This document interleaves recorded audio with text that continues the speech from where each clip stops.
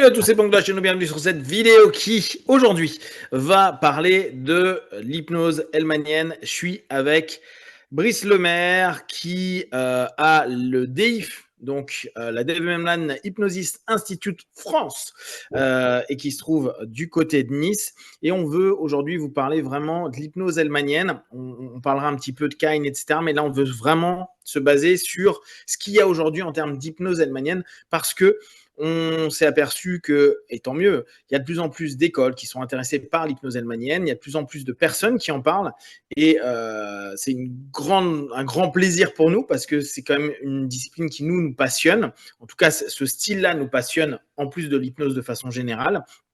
Et on a une envie un petit peu de revenir sur l'hypnose hellmanienne, bien faire la distinction avec peut-être ce que vous avez entendu ou vu.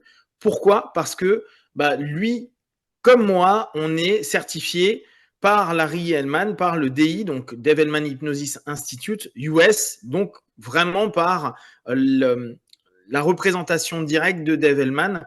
Et ça nous tient à cœur de bien valider ce qu'est l'hypnose hellmanienne, la philosophie de l'hypnose hellmanienne, parce que je pense que lui, comme moi, on a trop souvent entendu des personnes qui nous disent « Oui, mais je sais faire la Dave Hellman induction, donc je fais de l'hypnose hellmanienne. » Et en fait, on comprend le principe quand les gens expliquent ça, sauf que non, c'est pas parce que je fais une induction que j'ai compris l'hypnose hellmanienne. Donc, Brice, je te laisse te présenter quelques instants pour ceux qui ne te connaissent pas. Oui, très rapidement. Donc, je suis chirurgien dentiste, je suis auteur, conférencier et formateur en hypnose. Voilà, il y a quelques années, on a créé. Alors déjà, j'ai une activité libérale, puis après j'ai une activité universitaire à la faculté où j'ai créé le DU d'hypnose dentaire opératoire à la fac de Nice, où Christophe a participé il n'y a pas si longtemps. Voilà, et puis après, suite à toutes les formations effectuées principalement dans les pays anglo-saxons, j'ai créé le Dave Hellman Hypnosis Institute France, voilà, qui est une émanation du DEHI US, qui est organisé par Larry Hellman. Et le but, c'est vraiment la transmission de l'hypnose hellmanienne, comme je dis, dans sa forme originelle et originale. Et je crois qu'en préambule, tu as bien annoncé la thématique, c'est-à-dire l'idée, c'est vraiment d'aller à la source.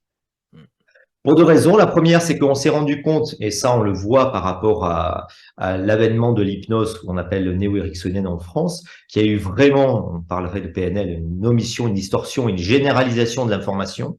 Et entre ce qui a été enseigné en France par rapport à ce que faisait Erickson, il y a quand même une grande différence. Voilà.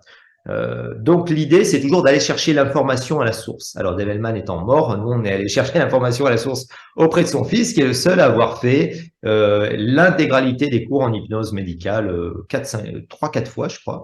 Voilà. Et ça, c'est important parce que dans cette filiation-là, il faut vraiment aller chercher toujours l'information première. Après, l'hypnose, c'est un art, on se l'approprie, mais au moins, à la base, on sait ce qui a été fait réellement par Hellman. Et je crois qu'aussi, il faut aussi parler de ce que les gens connaissent de l'hypnose hellmanienne en France actuellement. Parce qu'à mon sens, il y a trois biais d'accès à l'hypnose hellmanienne. Il y a ceux qui connaissent, comme tu le disais, l'induction d'Hellman, mais souvent, ils n'ont pas compris que, premièrement, déjà, c'est pas une induction. Donc, ils savent pas trop bien la faire fonctionner, ou c'est trop lent, ou c'est pas le rythme, etc. Deuxième accès, souvent, ils ont lu Hypnothérapie, le bouquin de Dave Hellman, s'ils lisent l'anglais. Et ce bouquin, il faut savoir que il a quand même été beaucoup remanié par le fils d'Hellman, par Robert Hellman, alors par rapport à Finding in Hypnosis, qui était la première édition, et qu'à la fin, même si c'est un bouquin sympa à lire parce qu'il est assez plaisant, c'est un peu fouillis et on comprend pas trop. Il y a plein de raccourcis sur des techniques, etc. Donc pour moi, Finding in Hypnosis, enfin même hypnothérapie, c'est vraiment un peu la partie émergée de l'iceberg. Et finalement, l'hypnose hellmanienne, c'est beaucoup plus que ça. C'est beaucoup plus que de la technique. C'est vraiment une philosophie et surtout une hypnose qui est dédiée à l'hypnose médicale. Et puis après, il y a ceux qui ont connu l'hypnose hellmanienne via l'enseignement de Jerry Kine. Et moi, j'ai le plus profond respect pour Jerry Kine parce que j'ai été formé par lui, mais il faut savoir que l'hypnose de Kine, pour des raisons historiques, sur le plan théorique et pratique, c'est très différent de l'hypnose de Dave Hellman. Voilà. Pour tout simplement, c'est lié aussi au contexte parce que en fait, Jerry Kane, il a formulé une hypnose qui est thérapeutique. Le métier d'hypnothérapeute venait d'émerger, donc il a repris plein d'éléments un peu à droite à gauche, notamment l'hypnose d'Hellman, mais il a repris plein d'autres éléments dans son hypnothérapie qui sont passionnantes en soi, mais qui diffèrent de l'hypnose hellmanienne. Et puis, si on ajoute à cela que les Français, le public français, que ce soit hypno ou médicaux, comprennent mal, lisent mal l'anglais, ça ajoute aussi une couche supplémentaire au fait que l'hypnose hellmanienne est assez peu diffusée. Inversement, quand on parlait de congrès tout à l'heure, de conventions, quand tu vas, que ce soit à toutes les grandes instances, on va dire la NJH, les MDHA, la CHE, quand tu vois le programme annuel et quand tu suis les conférences, c'est assez marrant parce que finalement, là-bas, je pense l'hypnose ericksonienne, ça va être 10% de toutes les confs et 90% c'est de l'hypnose moderne, tu vois. Et 90% te disent l'hypnose moderne et l'hypnose médicale en particulier, ou même plein de stratégies thérapeutiques, elles viennent premièrement de l'hypnose classique et ensuite de l'hypnose hellmanienne, c'est-à-dire savoir gérer tout simplement les niveaux de transe. Je sais pas ce que tu en penses, mais je trouve qu'en France, c'est vrai que du fait de ces trois éléments, on a quand même une approche ou un manque de connaissances ou une compréhension qui est un petit peu fait beaucoup de raccourcis, je trouve. Hein. Ouais, il y a un problème majeur avec l'hypnose hellmanienne, c'est qu'effectivement, hormis un ouvrage qu'on a, donc Hypnothérapie de Dave Hellman, pour des personnes qui s'intéressent à son travail, très rapidement, on tombe sur le travail de Omni Hypnosis, donc de Jerry Kane. Derrière, ce qu'il faut bien capter historiquement, c'est que l'hypnose de Dave Hellman est associée à de l'hypnose de scène. Et c'est l'hypnose de scène orientée en cabinet non pas de psychothérapie, comme on peut faire psychopratique aujourd'hui, hein, mais vers une orientation qui est médicale, c'est-à-dire pour aider, assister et permettre à des médecins et le personnel médical de performer avec un minimum d'anesthésiant et ou de problématiques quelconques, avec purement de la suggestion. Alors, deux éléments clés de l'hypnose hellmanienne, qui va être cette notion de niveau de transe, gestion de la transe, qui est vraiment hyper important, et la deuxième chose qui va être le type de suggestion et les stratégies thérapeutiques qui étaient proposées par Hellman. Il faut bien capter cette notion-là. Donc, bien sûr qu'il y a dans l'hypnose hellmanienne, quelque chose qui a été très critiqué pendant des années en France, et je m'en rends d'autant plus compte que j'étais parmi les premiers en France à faire des conférences sur le sujet, à me faire attaquer par tout le monde, à dire mais l'hypnose de scène en cabinet, c'est absurde. Ouais et non. La manière dont Hellman a réussi à formuler cette dynamique-là, il y a encore 10 ans, facilement 10 ans, les gens trouvaient que faire des inductions instantanées, des inductions rapides en cabinet était quelque chose de trop violent, d'absurde, que ça n'avait pas place dans un cabinet de hypnothérapie. Alors qu'en réalité, ça faisait déjà des décennies par le boulot de Dave Hellman que ça avait été popularisé. Alors pensez bien, il y avait cette idée d'efficience et de rapidité à arriver à un niveau de transe et donc passer rapidement le processus inductif parce que quand tu es médecin, ton boulot, c'est pas d'être hypnothérapeute ou hypnopraticien, c'est d'exploiter l'hypnose comme un outil. Et donc, Dave Hellman a développé plusieurs choses, l'hypnose opératoire et un autre aspect qu'on connaît moins en France qui s'appelle l'hypnoanalyse, qui va nous permettre d'être le côté psychothérapeutique, mais initialement, il ne voulait pas que les médecins, qui vont être des opérateurs pendant un laps de temps, perdent du temps dans le cheminement. D'où le fait que l'induction, la DEI, donc la Dave Hellman induction, ou même l'ensemble des inductions qu'ils pouvaient proposer, étaient courtes parce qu'on ne va pas perdre du temps à ce niveau-là, on ne va pas passer 10 minutes avec une induction de relaxation. Donc, la notion de vitesse, la notion d'efficience par le niveau de transe, c'était quelque chose de vraiment recherché par Hellman pour que les médecins, les dentistes puissent exploiter cette notion-là. Ça, c'est vraiment très différent et c'est peut-être un des points clés à prendre en compte par rapport aux copains de l'indirect, donc du mouvement plutôt ericksonien, où d'entrée, c'était un psychiatre. C'était pas quelqu'un qui était en opératoire avec des médecins. Alors, bien sûr, c'est un médecin psychiatre, mais lui, il recevait plutôt pour faire des psychothérapies. Donc, on n'est pas dans la même dynamique de pensée d'entrée.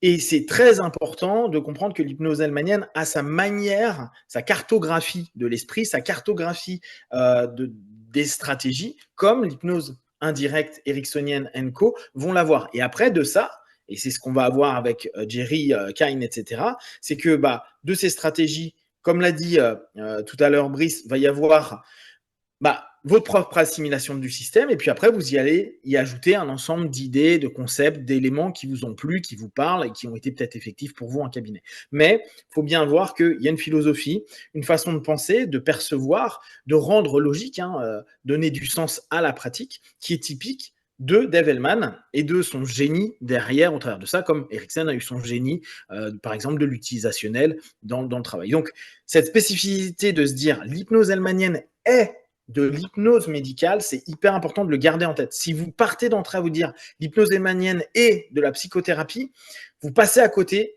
du cheminement premier de ce qu'était l'hypnose hellmanienne. Ouais, pour aller dans ce sens, il faut savoir que, alors déjà, Dave Hellman n'enseignait qu'à des médecins, voilà. Et dans ces années-là, dans les années donc 48 à 62, quand il a fait son enseignement, il a enseigné à 10 000 praticiens. Hein. Quand je dis des médecins, c'était médecins, dentistes, anesthésistes, gynéco, ORL, psychologues et psychiatres. Il n'y avait pas de paramédical, hein, il n'y avait pas d'infirmières, de sages-femmes, etc. Et la première chose qu'il leur disait, c'est le premier cours, le premier cours de Dave Hellman, c'est leur disait, voilà, si ça vous prend plus d'1 minute à faire, l'induction ou la mise en transe, vous l'utiliserez pas au quotidien. Dans les cours en hypnose médicale, donc il y a les cours 1 à 10, il faut savoir que jusqu'à 6, c'est consacré à la gestion de la transe et de tous les niveaux de transe. Le cours 7-8, c'est hypnose médicale uniquement. Thérapeutique, c'est-à-dire hypnoanalyse, régression à la cause, etc. Le cours 7, ça c'est l'hypnoanalyse. Le cours 8, c'est tout ce qui est sexualité et hypnose. Et après, 9-10, c'est hypnosleep, pseudo-hypnotique et Q&A.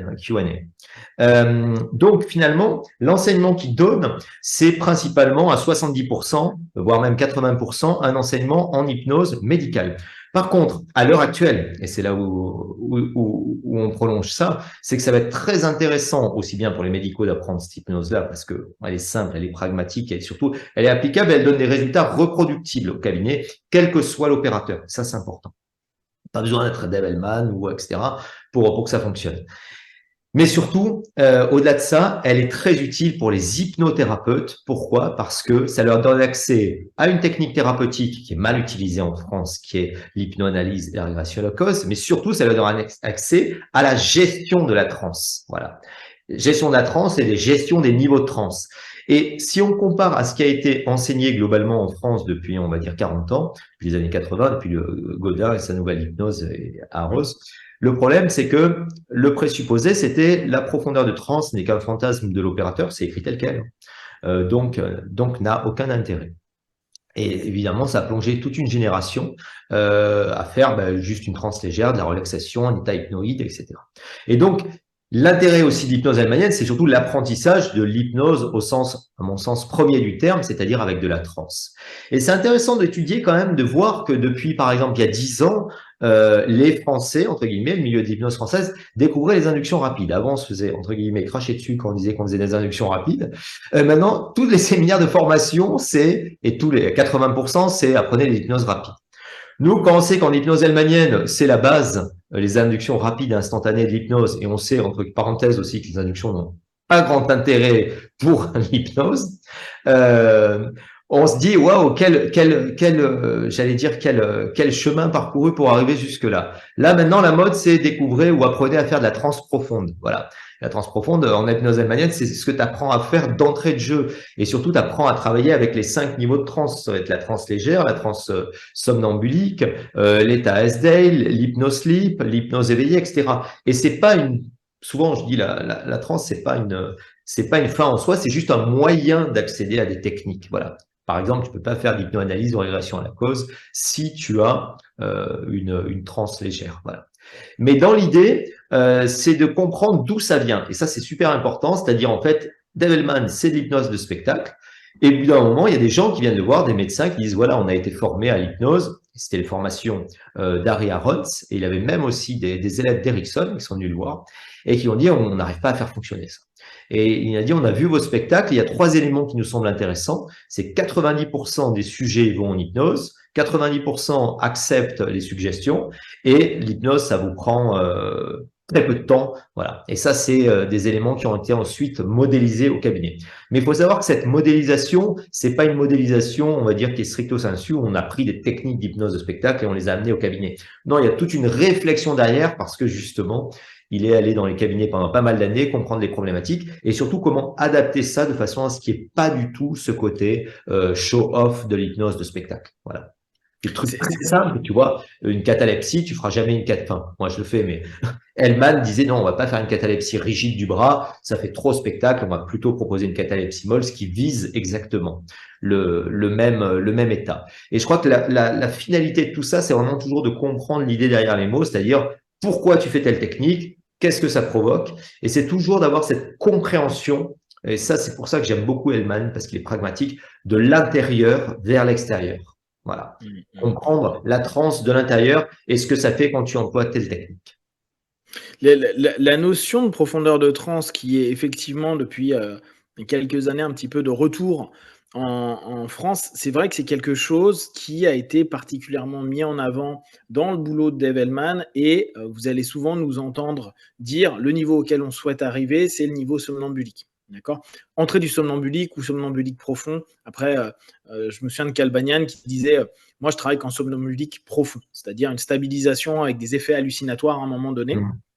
Ok, mais il y a énormément de travaux, et on le sait, hein, si on prend l'échelle de Harons, à partir du niveau 4, c'est ce qui nous intéresse, on rentre dans Ouais. le somnambulisme. Le niveau 4, c'est analgésie. Okay, donc à partir du moment où notre partenaire va répondre à une suggestion et que spontanément ou rapidement, il y a un effet analgésique, on sait qu'on rentre dans le somnambulisme. On est dans le début du somnambulisme. Le somnambulisme profond va être au moment où on va commencer à faire des hallucinations positives et ou négatives qui vont stabiliser en fait cette transe-là.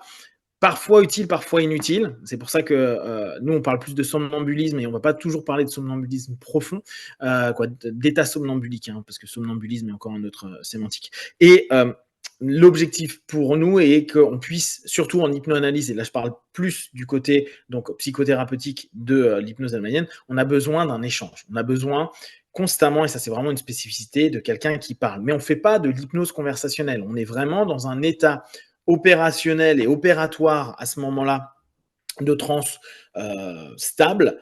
Et on a une personne qui en face de nous se retrouve pas dans une transe molle, inactive, mais au contraire dans une transe dynamique sur laquelle on va pouvoir lui permettre de travailler, analyser des choses, faire des régressions à la cause, commencer à travailler et recadrer un ensemble d'éléments sémantiquement parlant, travailler avec des suggestions, etc.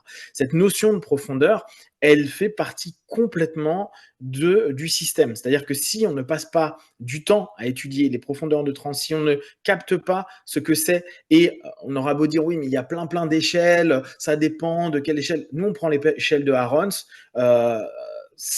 ça répond complètement à cette notion-là. Aux US, j'ai rarement entendu 10 000 types d'échelles. Factuellement, quand tu parles avec des hypnos, que tu parles du niveau somnambulique, quand tu parles des phénomènes hypnotiques, parce que n'oubliez pas, à chaque niveau, il y a des phénomènes hypnotiques, on se comprend avec toutes les écoles d'hypnose dites directes, souvent issues de l'hypnose hellmanienne, et où tout le monde est OK. C'est-à-dire que c'est un questionnement qui n'existe quasiment que chez nous. Que chez nous, parce que, historiquement, hein, ça se comprend, on a beaucoup d'indirects, de néo-ericksoniens, qui ont mis pendant des années cette notion où c'était pas important. Souvenez-vous, Chertok montrait quand même avec un paquet d'éléments, l'importance de stabiliser la transe pour avoir des phénomènes hypnotiques. On peut reprendre la pièce de Monet, par exemple, où il nous parle de cette profondeur-là. Donc, c'est vraiment une spécificité qu'on va avoir beaucoup dans l'hypnose hellmanienne et que les écoles vont automatiquement appuyer pour que vous compreniez les process, compreniez l'utilité thérapeutique ou l'utilité opératoire, médicale, parce que c'est à partir de là que tout se travaille. Si on n'a pas ces niveaux-là, on ne fait pas d'hypnose dite hellmanienne. On va faire une forme d'hypnose avec des trans légères, mais ce n'est pas celle que nous, on va rechercher à avoir. Et rien que ça amène après un ensemble de stratégies et de logiques qui vont être très spécifiques à cette forme d'hypnose qu'est l'hypnose hellmanienne. Oui, et puis pour clôturer un peu cette histoire de transe profonde, en France, il y a un mythe par rapport à cette transe profonde. C'est il y aurait des praticiens qui auraient accès à des techniques qui leur permettrait, qui serait mystérieuse, etc. Mais en fait, pas du tout. L'hypnose, la transe profonde, c'est vraiment quelque chose qui est bien codifié, qui est bien défini. Comme disait Christophe, quand par exemple, l'échelle de référence, que ce soit pour les hypnotiseurs de spectacle ou en hypnose opératoire et médicale et thérapeutique, c'est l'échelle de Harrods. Et moi, j'ai jamais parlé d'autre chose. Et les Stanford, même l'échelle plus récente qu'a proposé Gary Elkins, personne n'utilise. En fait, l'échelle de Harrods, elle est tellement simple, elle est tellement logique parce que tu produis des phénomènes hypnotiques d'abord physiques, ensuite émotionnels, ensuite cognitifs, sensitifs, hallucinatoires. Voilà, tu ne te poses plus la question. Et en fonction de ça, tu sais comment y accéder par rapport aux techniques hypnotiques que tu as. Et c'est pour ça que je trouve qu'il y a une mystification par rapport à cette histoire de transe profonde, alors que ce sont des techniques qui sont simples à utiliser, pragmatiques, et surtout l'un des grands intérêts de la transe et de la gestion de la transe en hypnose hahnemannienne, c'est qu'on teste toujours. Voilà, on teste le niveau de transe. Voilà, on teste le niveau de transe. Ça, c'est super important. Et on commence à bosser à partir du moment où on sait atteindre le niveau de transe. Et moi, ça me fait toujours penser à cette phrase qu'avait Preston, qui disait "Start working when subconscious is the boss", qui est la meilleure définition de la transe profonde. C'est-à-dire, en fonction de la technique dont tu as besoin, si c'est de l'hypnose opératoire, si c'est de l'hypnose médicale, thérapeutique, tu commences à travailler quand c'est le subconscient qui est le boss, qui répond. Et Elkins, lui, rajoute, une réponse subconsciente, c'est automatique, involontaire, sans effort. Voilà. Et à partir du moment où tu as cette automaticité-là, tu commences à travailler. Et c'est intéressant parce qu'on en parlait quand tu étais à Nice, il y a vraiment eu une séparation à un moment donné, sur le plan historique, entre d'un côté l'hypnose de Nancy Bernheim, qui a vraiment accentué sur la suggestion, c'est-à-dire l'idée, tu plantes une graine et puis tu attends qu'elle germe et voilà, où tu proposes et le sujet va avoir ensuite une idée qui va germer dans son subconscient, et l'idée et l'hypnose plus de Janet, où tu as vraiment cette automaticité de la réaction. Tu vois, et c'est deux, je trouve, façons de voir l'hypnose qui ont d'un côté davantage donné ce qu'on va appeler maintenant l'hypnose conversationnelle, où c'est plus, tu parles au patient, finalement c'est davantage une psychothérapie. Voilà, moi souvent les gens qui font ça, je leur dis oui, mais alors quel est l'intérêt de faire de l'hypnose finalement? Il faut faire de l'hypnothérapie, c'est juste pour faire de la transe légère, etc. Et après, ça a donné vraiment la transe somnambulique à laquelle était attachée Janet, où tu as cette idée d'une réaction automatique, involontaire, sans effort, et qui est, entre guillemets, irrépressible, c'est-à-dire qui se déclenche toute seule, voilà, sans que le conscient interfère. Nous, on parlerait de facteurs critiques, etc. Mais et actuellement, je trouve qu'il y a un peu un retour de balancier, c'est-à-dire on revient davantage, on commence à s'intéresser davantage en France à des pratiques qui sont davantage liées à la transe hypnotique. On l'appellerait profonde, nous on l'appelle hypnotique tout court, point barre, quoi, parce que c'est de l'hypnose. Mais et c'est pour ça que par rapport à ça, je trouve que il n'y a aucune mystification dans l'hypnose hahnemannienne par rapport à cette notion de profondeur de transe. Il y a au contraire des stratégies, des techniques, et c'est très pragmatique pour apprendre à gérer la profondeur de transe et toutes les profondeurs de transe, quel que soit ton métier, quelle que soit l'utilisation que tu vas en faire. Pour moi, et vraiment pour finir sur cette première partie qu'on veut Ouais. vous proposer, la notion de transe profonde, j'ai toujours assimilé à partir du niveau SDL. Tu vois, pour moi, le niveau somnambulique n'est pas une transe profonde, c'est le niveau somnambulique. Et vraiment, j'ai ce détachement entre profond. Pour moi, somnambulique, c'est somnambulique. Il y a un ensemble de phénomènes hypnotiques qui ont lieu au niveau somnambulique qui, à mes yeux, et dans ce que j'ai compris, étudié et observé, optimisent la capacité du partenaire à justement travailler avec son subconscient dans son dialogue conscient-subconscient en laissant davantage d'éléments du subconscient émerger, corriger, travailler et être plus apte à se focaliser. Donc, c'est vraiment l'intérêt du somnambulisme, du somnambulique, c'est avoir cette notion à se dire la suggestion proposée par l'opérateur, bien sûr qu'elle peut être contredite, modifiée, transformée, etc. Mais elle va avoir davantage d'impact et d'impact qui va permettre dès lors des phénomènes, des retours, des réponses, alors que ce soit dans l'aspect plutôt psychothérapeutique, où la personne va spontanément avoir peut-être des larmes, des émotions, des sensations, des images, des retours sur soi, un mot qui va sortir, qui va parfois l'étonner, parce qu'on revient sur ce côté surprenant de l'automatisme de certaines réponses, où il va y avoir, grâce à ce niveau de transe, beaucoup d'interactions utiles pour l'accompagnement. Pour moi, les transes profondes commencent à partir du niveau SDL, puis après, on va avoir le C-Court et éventuellement la modification en ultra high de l'hyperampérien. Ah, oui. Exactement. Mais pour moi, la profondeur, elle est vraiment dans cette notion de on est dans un état où on est quasiment plus dans l'hypnose. Et d'ailleurs, tu vois, je parlerai pas d'hypnose en transe Ouais, profonde, je ouais. parlerai de transe profonde, mais donc plus de transe hypnotique, c'est-à-dire en réponse de suggestion. Parce que n'oubliez pas, dans la notion de la transe, c'est une communication entre le conscient et le subconscient en diminuant le facteur de jugement et qui permet une focalisation, donc une sélection d'une suggestion, hein, et potentiellement une acceptation, une suggestibilité accrue. Dans le niveau Ouais, SDL, la ouais. suggestibilité, elle a diminué, elle est quasi inexistante. Donc, pour moi, ce n'est pas une transe hypnotique, c'est une transe, mais c'est une transe qui est différente, qui est une transe profonde. Et dans ce cas-là, pour moi, la sémantique, elle a un sens qui est un peu différent de celle que je vois beaucoup sur les groupes, les forums, etc.